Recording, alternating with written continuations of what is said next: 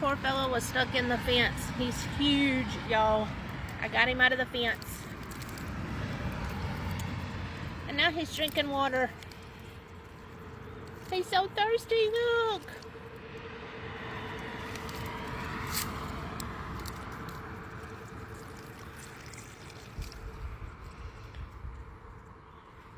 I know he looks like he wants to bite me, but I'm just saying that he's thirsty. Did that get you? Did you flinch? If you did, that's a good thing. Flinching is nothing to be ashamed of. That's survival instinct. That's self-preservation. Be proud. Now, if only this guy had some self-preservation. Or this guy. Or this guy. Or any of these guys. Not a victim blame, but they did it to themselves. You'll see what I mean. Regardless, it's up to us to find out who did it. That's right, friends. We have a bit of a murder mystery on our hands. A whodunit. But all I want to know is, who done clicked the subscribe button? If you did, put caught in the comments, and you'll get a little yellow guy with his hands up. Alright, let's have our notepads at the ready, dust off the old magnifying glass, and let's solve a murder. Together. Who remembers that? Who remembers that?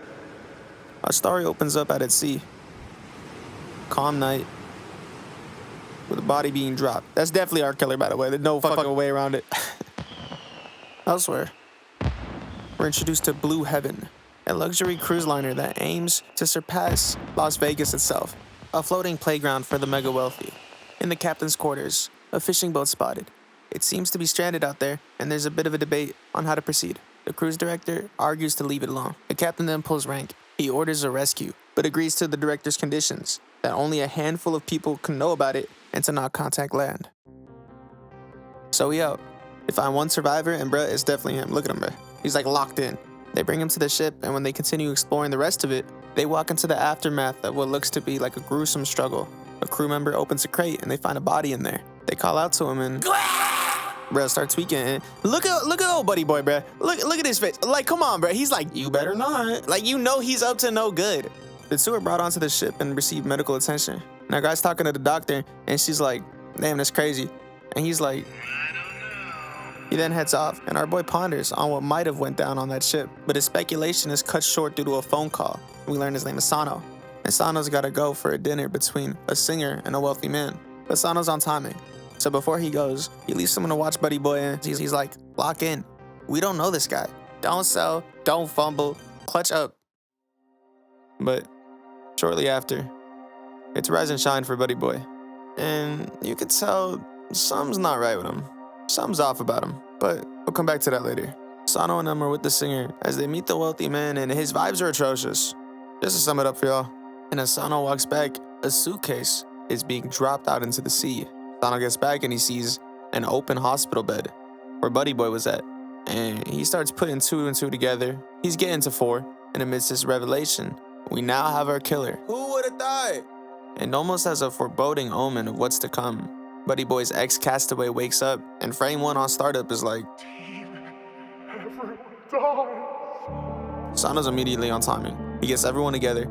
They all understand the severity of the situation, and he even gets permission from the captain to carry weapons. Elsewhere on the boat, there's a party of passengers, and bro's trying to get philosophical at the function. He's trying to talk about the social, economic, political state of the world, and no one's really having it.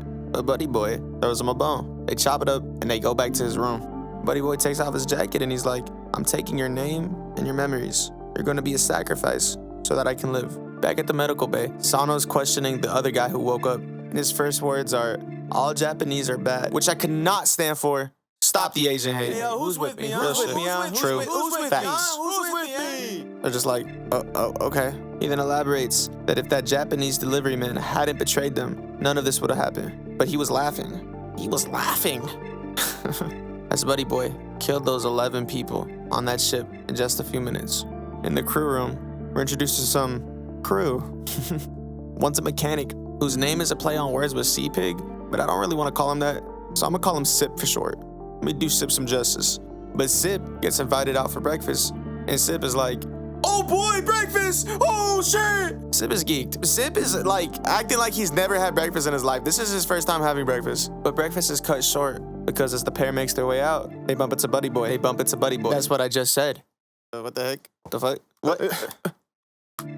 back to the questioning. Bro hits us with a flashback. He's like, that guy was willing to kill someone for only like $10. Now, if it was 10 Robux though, I'd see where he's coming from. If you could get 10 Robux and then live in the world of Roblox, okay, I see you. But this isn't that. He says he went after his boss with a small blade. He got apprehended, and boss is like, kid, you got a name? And he's like, Buddy Boy. And then he's like, Buddy Boy, how old are you? 11 years old. And he's like, wow, you look so demonic. And he's like, if I let you go, you just come back for me. So should I kill you? And then little bro's like, kill me. and then boss is like, Lamau, bruh, Lamau, you've never even ha-ha'd like that though. He's like, I want to see him giggle. So they keep him as a pet in the basement until he laughs. 5 years passed, no laugh. He then gets shown the dark side of the world through a series of tapes. And 9/11 gets him. 9/11, he's actually just a zoomer. 9/11 gets him to laugh. They tell the boss that he's an edgelord and he's amused. So he pays him a visit. And he's posted up like y'all. He's posted up like what I think you guys look like watching me. He could be a Sobastar viewer, a potential Sobastar viewer, a potential table, Sobuds. Community name still in progress. Just my take. Like, I'm seeing a lot of love for tables. I mean, it feels like I feel like I did this. I feel like I harped on it. But, like, I don't want to influence y'all. But I just want to let you know, like, my favorite is probably Sobuddies or, like, Sobuds. I think it's cute. But if you guys want tables, we could do tables. We'll see. Boss is like, all right, let's let you out. You can work for us.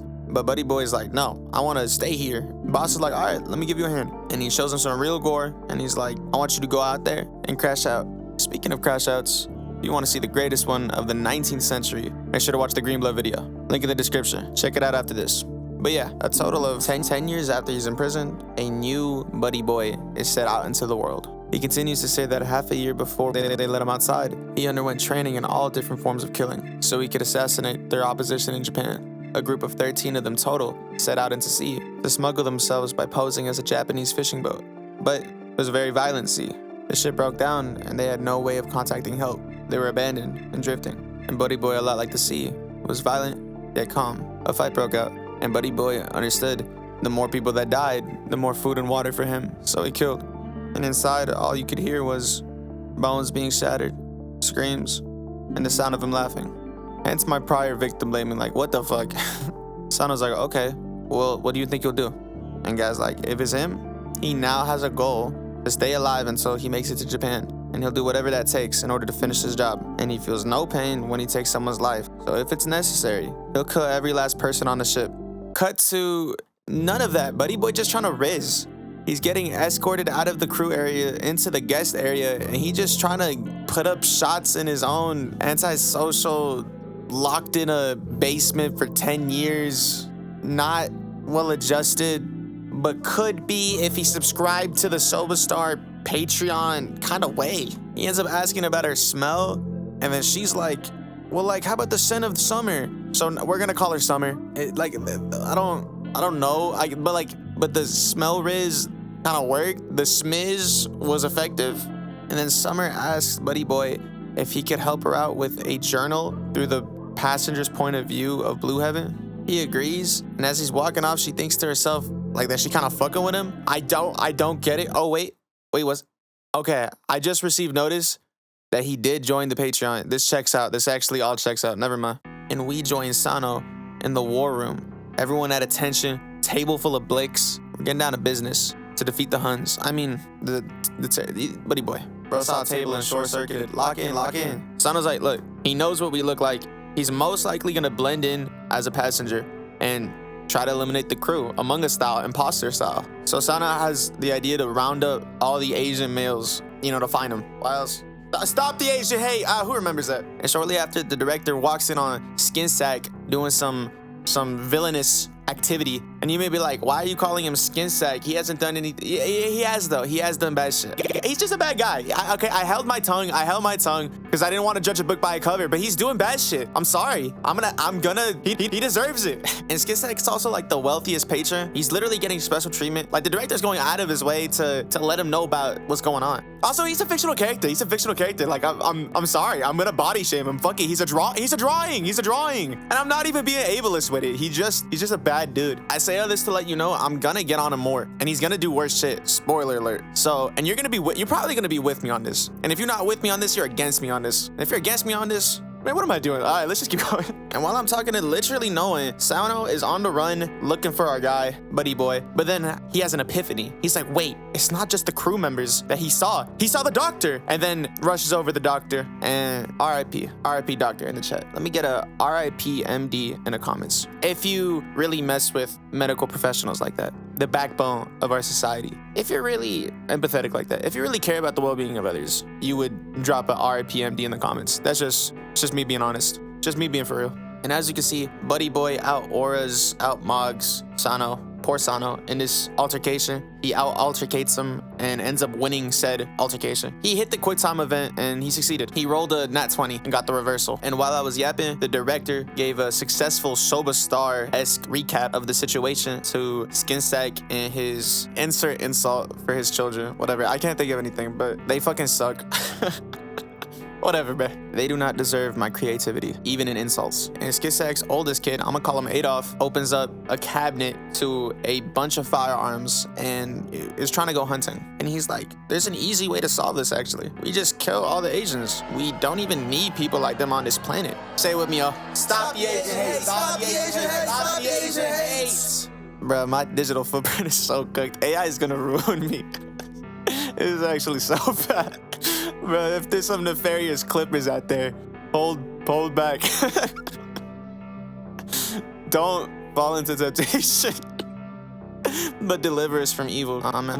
Yep. And the director's like, okay. And then Skinsack, feeling himself, decides to delve into his origin story. He looks like that because he was burnt alive by a bunch of people whose loved ones he killed. Cost of doing business.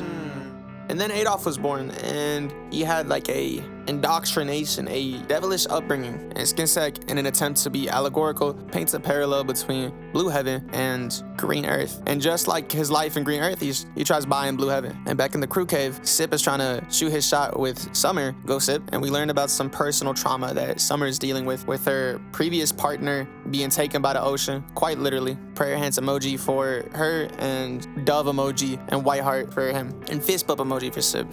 Same time, Sano a little tied up at the moment, and he's trying to negotiate with Buddy Boy, but Buddy Boy's not having it. And he makes a 9/11 reference, saying if talking worked, people wouldn't fly airplanes into buildings. He really is a zoomer. And then proceeds to pop one in Sano's calf. That's gotta feel like the worst cramp of all time. Holy moly. It's now time for the roundup, and Summer discovers, that Buddy Boy is Buddy Boy, and she tells the crew they all search for him in a mad dash to discover an array of corpses. They're all like, where's Sano? I can't get a hold of him, but don't worry, Sano's hanging in there. And while Summer's cringing out in the bathroom, she gets a phone call from the man of the hour, Buddy Boy. She's like, yo, that was wild what you did, and shit like that. And he's like, Lamau. And amidst the conversation, a bag is discovered. A bag containing the captain's head.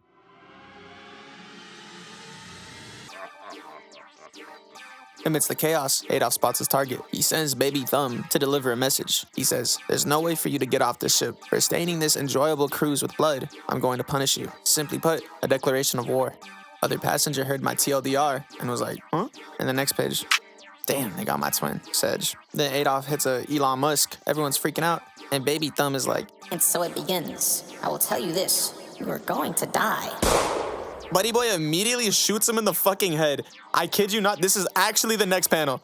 I'm not exaggerating. I didn't just do that for comedic effect. It was literally the next panel. I was reading this and I was like, all right, I'm Team Buddy Boy, actually. Fuck it. You know what? I love Sano and them, but fuck it, we ball. Hey, fuck it, we ball. And Adolf's just there that fucking expression, bro. And then the manga gives us a kill count, but it's based on race. This looks so random, but for real though. Stop the Asian hate. Stop the Asian hate, man. That shit not funny. And neither is war. Pandemonium ensues amongst the passengers. Adolf's just lighting the place up. And the panicked people, fuck, I was about to start doing some alliteration. They break open the doors, bro. Everyone sprints for safety and Summer remains frozen in fear. Okay, I did alliteration anyways. What the fuck? Can't control it. My tongue just beats twisting. What? All right, let's just keep going, bro. So Summer, as our witness to the firefight, sees this. Could be us if you don't subscribe. Yeah, I threatened you. I'm a Buddy Boy fan. I have to. Like how you have to. No, I'm just kidding. But like that would be appreciated. I mean, like, did you just see that edit? That was cool. I mean, I haven't seen it yet because I'm just speaking. But like, I'm sure it was cool. Let's just go back to the video. Let's go resume with the madness, the bedlam. Oh, bedlam! What a fucking pull. Our conflict resumes with chrome on the cranium. Adolf complies, only to have another gun on him, and he was prepared. And you can imagine what happened. Sipton meets up with Summer, and he's preaching the good truth. He's been listening to this video. He's saying stop the Asian hate. He's aware of the Asian hate, and you know he wants to stop it. +2, retweet, repost, and Adolf lives up to his name. He goes full Hitler. And as he's inciting the passengers, Buddy Boy, Sano, collab. That's right, we may be getting a bit of a team up, a little bit of a crossover, a little bit of a the enemy of my enemy is my friend situation. And that explosion sound wasn't just for emphasis, there was an actual explosion on the ship. The ocean, the sea, meets a sea of fire. It's like a soba mixtape, just flame emojis on flame emojis on flame emojis. Also, I'm gonna take off this alarm sound effect. Like, you guys understand that there's fire. This shit'll be frying me. I can't do it the whole time. Oh shit, I didn't even mean to do that pun. Frying me, come on. And so everyone's looking for lifeboats. They're trying to get out. But Adolf's like, no, if we do that, it gives the Asians an opportunity to attack. We need to stand up to them. Who has military experience? And people are like, me. And I just want to point at this one guy. He was like, let's not forget about the Germans. Like, bro, we did not forget. Like, we did not forget. And simultaneously, fish face, whatever, I'm gonna call him fish face, is closing off the different pathways to the 5th hall, effectively ensnaring the Asian passengers. So as they run for their lives, they're met with ammunition. And Sip realizes they gotta get to the deck, but Buddy Boy beats him to it. He kills Fish Face. Sano tries to lower the lifeboats, but he needs a password. Fortunately, Sip and Summer pull up. Summer hits him with a, that's a slap base. Who gets it? Sip gets the lifeboats down, and Summer's like, you have to help the passengers. For the crew. She offers to take Sano, and she's like, I'm not going out like this. I'm not going out sad. And Sip tells Buddy Boy if anything happens to her, he's gonna hit her with the... And Sip's like, are you in love with her? And Sip, frame one, standing on business, is like, hell yeah. Let's go, Sip. Just realized, bro, he's the exact opposite of Kip from fucking last video. Crazy, full circle moment. He hits a Soba 7 salute, takes off running, and Summer's like, when you get back, we'll get some food. I know how much you like to eat. I know how much of a big bag you are. Come on, we'll get some food. I don't know where that came from. Like, Summer just came alive in that moment, I guess. That was literally one take. I didn't even, like, I was merely a vessel. Buddy Boy's in, like, you gotta leave Sano if you really wanna live. Like, if I would save you if it's just you. Like, that's just me. And she's like, bro, fuck off. And Sano's like, no, like, he's got a point. Like, you know what I mean? Just leave me. I'll be all right. I'll be okay. And she's like, what about your daughter? What about your wife? And he's like, if I die, Papa gave it all right up to the end. Tell them that I love them. and Sano's like, were you being for real? Would you save her? And Buddy was like, yeah. Obviously, Summer's not complying, but Sano's like, no, tee up. You have a mission. You got to bring my message back to land. And with stone cold resolve in his eyes, tells her to live. And then those very same eyes make eye contact with the barrel of a gun. And Buddy Boy's like, thanks for saving me. Sano's like, God sure is cruel. An ocean as vast as this, and we happen to cross a monster like you. Buddy Boy, ever the r/atheist member, comes back immediately saying, this world has no God. Like, damn, he really thought he ate with that. And he did. That's my God. Just kidding. Cancel that in the name of Jesus. And Summer's like, okay, chill. I'll go with you. Don't shoot. Hey, whoa. Hey, oh, let's put the guns down. Hey, oh, don't shoot. She's like a Marvel character. The two of them go off, and she's like, why'd you save me? He's like, I wanna know what love is. I want you to show me. Yeah, I make music. Alright, but rate the vocals though. What do we think? And bruh, again with the smell, bruh, like what's up with that? Stop. Actually, it must have smelled so horrendous and atrocious in that basement. You know what? Or maybe he's got that dog in him. Like smell just hit him a little different. Summer's like, bruh, stop playing with me. And kind of puts him onto some game about what love is, or like her perspective. She kind of dropped the gem. You could pause and ponder on that if you will. You know, Buddy Boy will. And then Buddy Boy makes some grand generalizations about human beings as a whole, but it's like, it seemed different with you. You had a peaceful air about you, but that's over. You're not my enemy. And she's like, all right, bro, so you like the air I had about me. You like my aura? Cool, okay. I have a job to do. Effectively besting him in the marketplace of ideas. And left alone with his thoughts, he upset on Casper because she is gone. Meanwhile, Sip is leading a stampede of civilians to safety as they speed for the lifeboats. They arrive and there's some other passengers that are like, no, it's for us. And Sip's like, bro, women and children first. And he's like, not a chance. And hits him with a right cross. You would have thought this was the Rikudo video. They end up making it on the boats. And Buddy Boy makes his way to Skin Sack's room, where he walks in on Skin Sack, gum Gatling gun the passengers, but hold the gum. And Buddy Boy's like, Lamau, classic Buddy Boy. And he hits him with a so true. I knew I liked him for a reason. Like, come on. That's literally one of my phrases. That's literally one of my vocal stems. He said, it's me. And as he was saying this, Adolf walks in on Fishface's corpse. He's about to crash out. As he's heading back with his body, he comes across Summer, whose middle name might as well be Casper, because she was hit. My bad. Oh no, didn't realize. Sorry, she got hit though. Okay, Sano style, for sure, in the leg. All right. He asks which way Buddy Boy went. Summer leaves him on red. He's not having that. Sano style, the sequel, shoots her in the leg.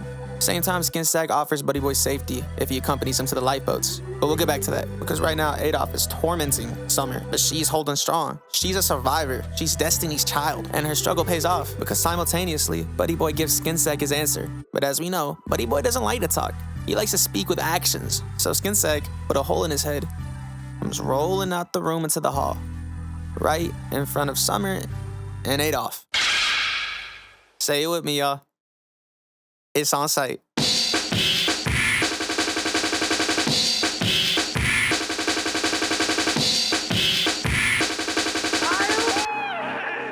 Summer and Adolf are both good, but Buddy Boy, he's not looking A-okay. Maybe B for Buddy Boy. And Adolf's like, GG's Nori, haha, stay mad, as he holds the stick towards his lifeboat, or where he thought his lifeboat would be. All he sees is a sea of corpses, and realizes he might become one of them. He can't handle the realization, and before he can process, he falls. Focus, Summer, not here! Almost like she heard me, she continued to try, to live, and she sees Buddy Boy move. He twitches, and before she could even cringe, Buddy Boy's back at it with the Riz. Let's go. Shoot or shoot. And for Buddy Boy, that's more ways than one. And the ick he gave her was strong enough to propel her onto the wheelchair. She is off of fumes, pure spite alone. And with that, our night aboard the Blue Heaven comes to a close. Survivors, 792. Dead, 467. Unaccounted for, 567. And amongst those survivors, we got Summer, Sip, Sano, and Buddy Boy? Nah, he's dead. But he's smiling though. And I hope you are too, as we end the story of Blue Heaven and enter the Parasocial Powwow Part 2. First and foremost, look at all these positive comments. I love y'all, bring it in. Now, it's not all sunshine and rainbows. The Berserk Bunch has been on me for my innocent video. And to you guys, I have something to say.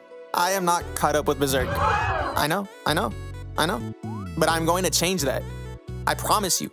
From this video to when the next video drops, I will have read all 300 and something chapters of Berserk, past to present, and I'll give my thoughts. Cool? Yeah, that's pretty fair. Yeah, that works. Yeah, cool. That's cool. Yeah, nice. Awesome. Yeah, let's do it. Sounds good. Good. Yeah. Amazing. Now let's break some bread. Or not in this case. Got some curry, a little rice. Seat up, y'all. Okay, this sounds fucking crazy. Anyways, got some new custom Sobastar channel art I'd like to show y'all. Or if you haven't seen it already, here it is on a bigger screen, you know what I mean, than just a profile pic. Also, what'd you guys think about the it's on site? You know what I mean? Like we did the last video, I'm doing it again this one. What do you guys think? I really like it. I really like it. It feels like anime, but like it feels like an edit. I don't know, it's cool. I feel like it could be like a Soba style, a Soba staple, a Soba signature. I think I'm gonna keep doing it, but you know, watch your thoughts on it. Tried experimenting a little bit here and there with this video in comparison to the last. Hope you guys like it. I'm gonna continue to keep playing around and mixing it up here and there with different stuff. It feels like I'm putting my best foot forward for a first impression. You know, I'm getting fly, I'm putting that shit on, but I don't want to, you know, just start outfit repeating. But same time, it's like, bro, I only got so many clothes, so I gotta mess around with the combinations and what have you. You know what I mean? Like, I only got so many shirts, I only got so many pants, so many shoes. So we gotta get creative with the wardrobe. And I appreciate you guys sticking with me as I find my personal style as a creator. I had to put the YouTube voice on, because now we're at 1,500 plus subs. Like, we're kind of doing it. Low key, we're kind of doing it. Like we made partners since this last video. Thank you guys again so much.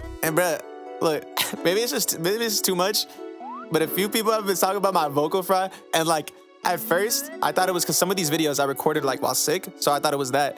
But people are just saying it. And then now I catch myself like, damn, my voice is kind of fried. Like I don't realize it, but like my natural, my speaking tone or whatever, it gets kind of fried. Like it's not like it when I'm animated. I'm like, ha, but like if I'm by myself, I go like this. I talk like this. So yeah, I can't promise that I'll fully cut back on that. I mean, sometimes it kind of sounds cinematic, but just know it's not intentional. I'm not talking like this consciously every time. I just kind of fall into it. Oh, and another one, the plugging. I do plug a crap fucking ton. Holy smokes. I don't notice it when I'm recording because like I record the videos in sessions. So like I don't remember how often I'm plugging. But when I see the whole thing back, bruh, I plug.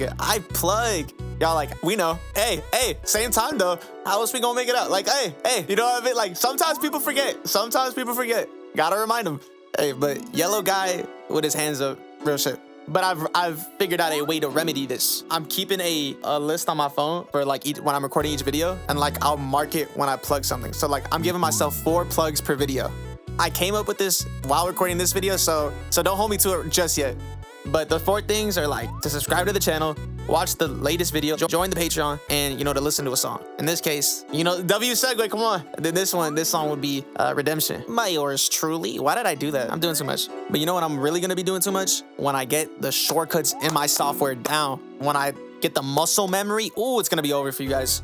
Like my workflow is gonna be so unmatched. I'm trying to get used to C cut, right click, scroll to switch back to the, no one really cares. But if you start seeing a influx of videos arriving expeditiously, just know it's the shortcuts. No, we got it. No, I understand now.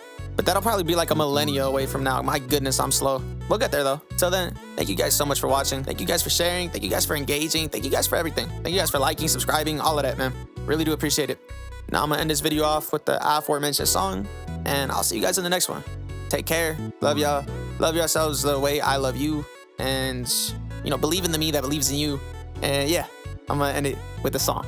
All right, bye. I just roll up to the spot. I knock, but nobody home. I wanna try this talk.